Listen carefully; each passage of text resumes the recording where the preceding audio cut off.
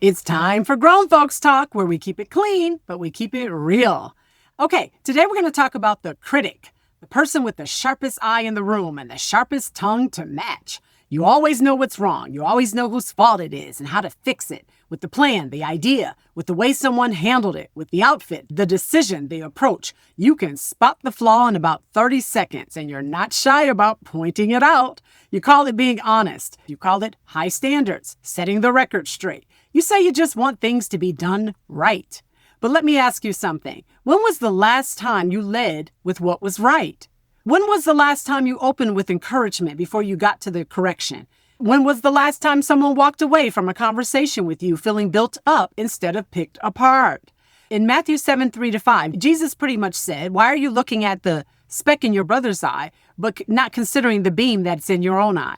You hypocrite, first cast the beam out of your own eye, and then you will see clearly to get the speck out of your brother's eye. Jesus didn't call people out gently on this one. He said hypocrite, because there's something deeply hypocritical about being so focused on what is wrong with everybody else that you cannot see or won't look at what's wrong with you. And Romans 14:13 says we should not judge one another anymore, but judge this, that no man put a stumbling block or an occasion to fall into his brother's way. You know what the critic does? They become the stumbling block. The constant correction, the perpetual dissatisfaction, the looks of disapproval, the commentary on everything. It discourages people. It silences people. It makes people stop trying, stop sharing, stop bringing their ideas and their hearts into the room. Most highly critical people were once highly idealistic people. They had a vision of how things should be, how people should behave, how things should be done, how relationships should work. And life did not deliver. Now they cannot enjoy anything without cataloging what is wrong with it. They cannot watch someone succeed without noting what they did imperfectly. They always look for the flaw. I'm dating myself here, but there used to be a magazine called Highlights that you would get as a kid, and they would show you a picture with all of these objects on the page, and your job was to look at the total picture and find out what's wrong with that picture, what's missing from that picture, what's out of order in that picture. And that's what a critic does. They scan the room, they scan the situation, they scan the person, looking specifically for what's wrong with that person, with that picture, with that room, with that situation. Because somewhere inside, they've decided that good enough is never good enough. And here's the damage it causes. The critic doesn't just identify problems. They communicate through every sigh, every correction, every raised eyebrow, that you are a problem, that you are not measuring up, that you are less than. People who hang around chronic critics either harden or they break. They either stop caring about what you think or they stop believing in themselves. Neither one is the fruit of love. If this is you, if this sounds like you, I need you to be honest with yourself.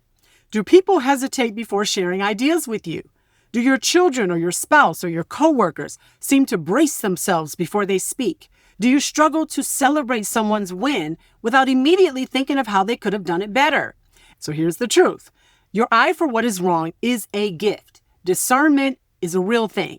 Standards matter. The ability to see what could be better is not a flaw. It's a tool. The question is whether you are using it to build or to tear down. God did not give you a sharp eye so you could make people feel small. He gave it to you so you could help people grow. There is a difference between a critic and a builder.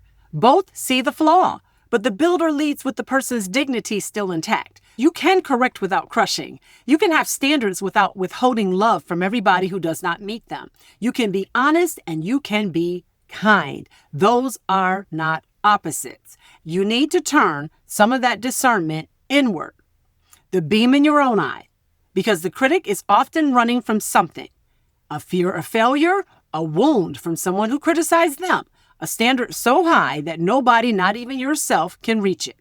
So let God into that space. Let him show you what is underneath the criticism. Train yourself to see the good and the bad, to see what's right and what is wrong. Then I want you to ask before you advise. Before you offer correction, ask, would it be helpful if I shared an observation? That one question gives people agency. It communicates respect. And sometimes the answer will be no, and that is okay. We're grown folks, right? So we know the world does not need more people who can find out what is wrong. We have enough critics, right? The criticism section is full.